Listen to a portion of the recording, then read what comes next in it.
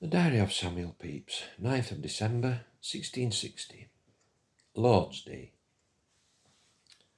Being called up early by Sir William Batten, I rose and went to his house, and he told me the ill news that he had this morning from Woolwich, that the Assurance, formerly Captain Holland's ship and now Captain Stokes's, designed for Guinea and manned and victualled, was, by a gust of wind, sunk down to the bottom.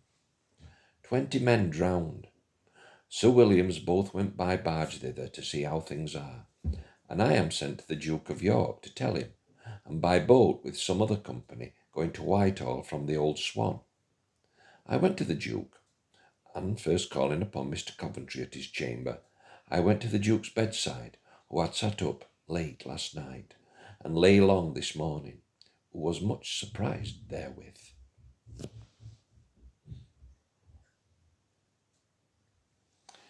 This being done, I went to chapel, and sat in Mr. Blaggrave's pew, and there did sing my part along with another before the king, and with much ease.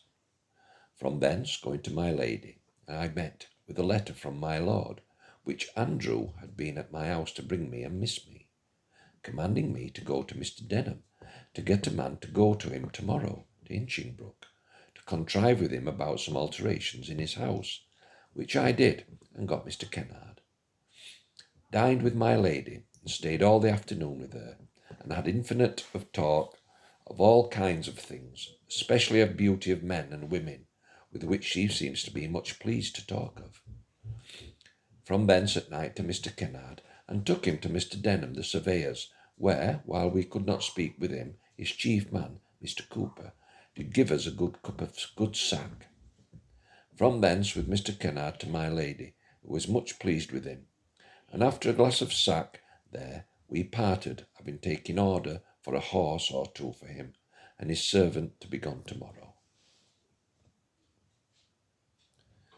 So to my father's, where I sat while they were at supper, and I found my mother below stairs and pretty well. Thence home, where I heard the comptroller had some business with me, and with Griffin's lantern.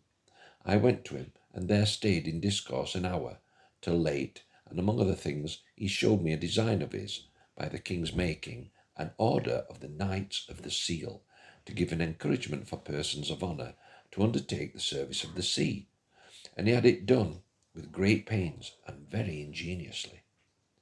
So home and to prayers and to bed. The 10th of December 1660. Up exceedingly early to go to the comptroller, but he not being up, and it being a very fine, bright, moonshine morning, I went and walked all alone 20 turns in Cornhill, from Gracious Street corner to the Stocks and back again, from 6 o'clock till past 7, so long that I was weary, and going to the comptroller's, thinking to find him ready, I found him gone, at which I was troubled, and being weary went home, and from thence to my wife by water to Westminster, and put her to my father Boyer's, they being newly come out of the country. But I could not stay there, but left her there. Shut up, Ruffy, shut up. I've lost where I am now.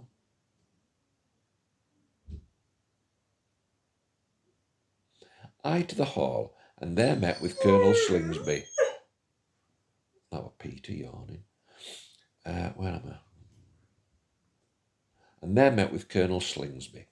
So, hearing that the Duke of York is gone down this morning to see the ship sunk yesterday at Woolwich, he and I returned by his coach to the office, and after that to dinner. After dinner he came to me again, and sat with me at my house, and among other discourse he told me that it is expected that the Duke will marry the Lord Chancellor's daughter at last, which is likely to be the ruin of Mr. Davis and my Lord Berkeley, who have carried themselves so high against the Chancellor. Sir Charles Berkeley swearing that he and others had lain with her often, which all believed to be a lie. He and I, in the evening, to the coffee house in Cornhill, the first time that ever I was there, and I found much pleasure in it, through the diversity of company and discourse.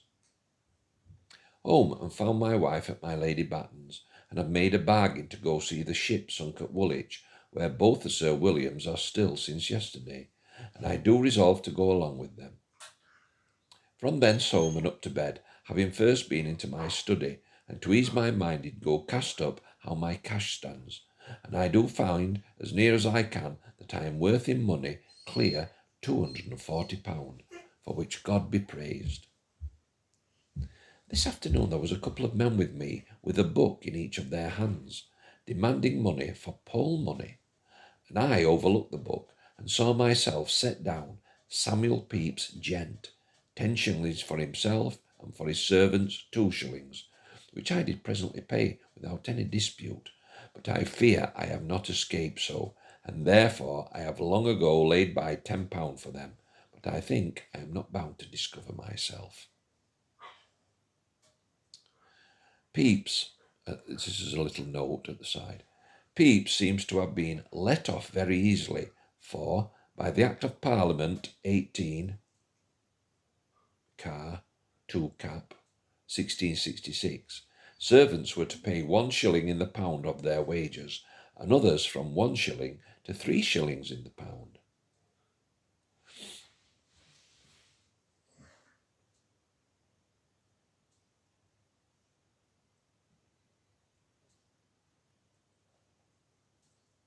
The 11th of December 1660.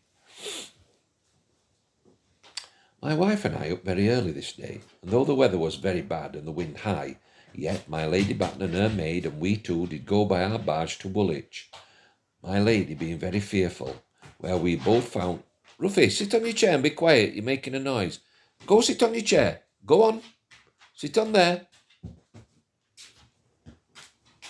It's too warm in here for him, I'm going to let him out in a minute. Sit down, Ruffy, sit down.